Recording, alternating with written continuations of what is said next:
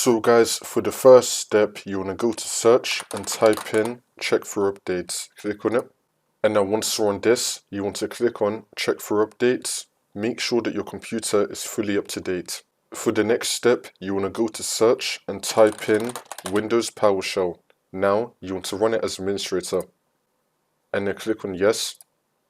And now once you're on this, you want to type in sfc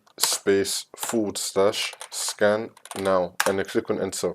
And you want to run this scan. Wait for this to load.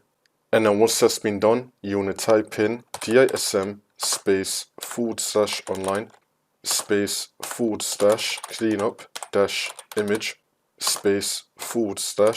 /restore health and then click on enter. And you want to run this scan as well. Wait for this to load.